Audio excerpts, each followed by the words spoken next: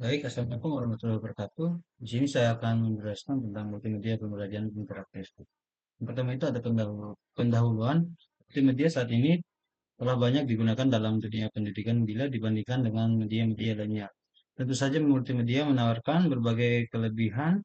Hal itu dikarenakan multimedia mampu merangkum berbagai media seperti teks, suara, gambar, grafik, dan juga animasi menjadi satu paket multimedia.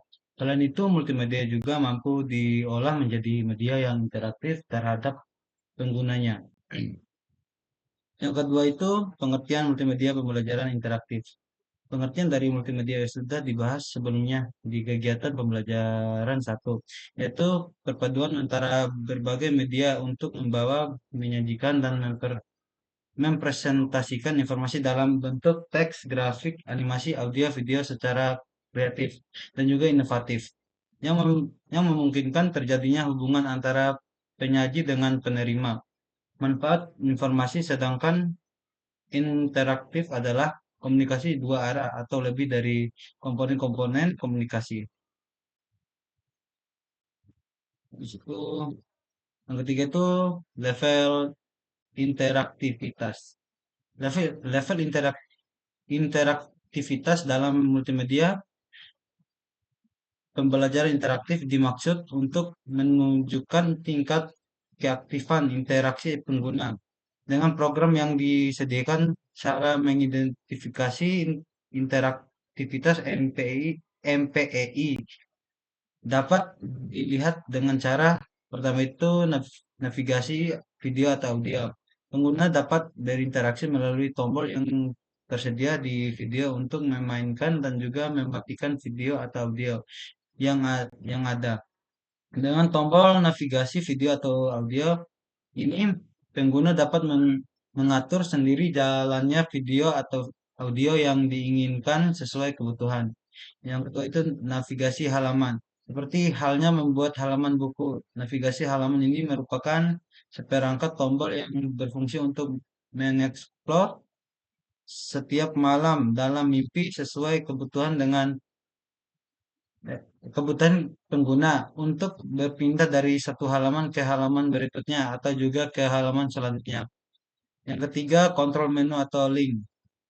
Kontrol ini digunakan untuk membuat menu atau link berupa teks, gambar, atau icon yang diberi properti hyperlink untuk menampilkan halaman atau objek yang diinginkan jika diklik kontrol. Kontrol ini lebih fleksibel dan variasi yang ditampilkan lebih banyak seperti pop-up, animasi, dan lainnya. Yang keempat itu kontrol animasi. Kontrol pada tombol animasi lebih kompleks dari tombol play dan stop pada navigasi video.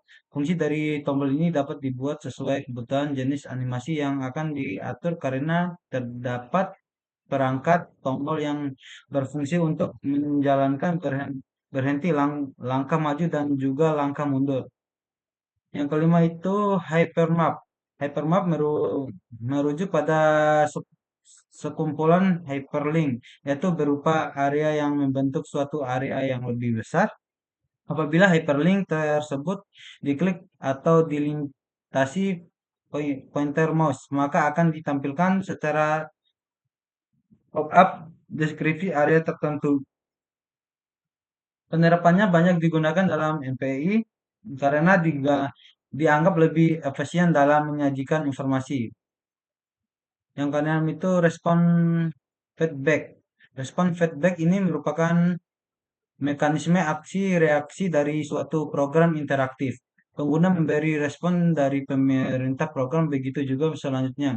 Respon feedback ini biasanya diterapkan dalam soal latihan. Hal ini untuk menguji pemahaman siswa terhadap materi yang dipelajari.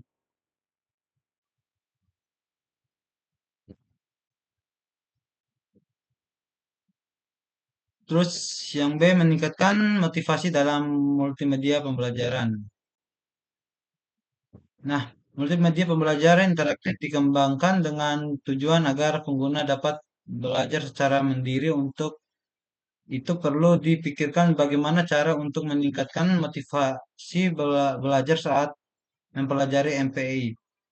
Maloney 1978 mengidentifikasi 4 hal untuk mempertahankan agar siswa tetap termotivasi dalam pembelajaran, yaitu tentang keinginan tahuan, kontrol, dan juga imajinasi.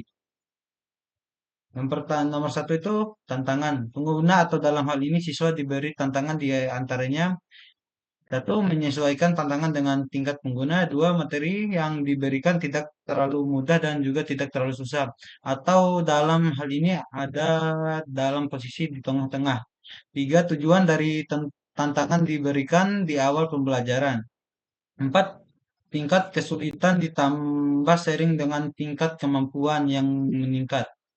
Yang kedua itu, yang kedua, rasa ingin tahu siswa dapat dibangkitkan baik secara sensori dan dengan memberikan efek visual atau juga auditori yang menarik perhatian dan juga kognitif dengan memberi informasi yang membuat siswa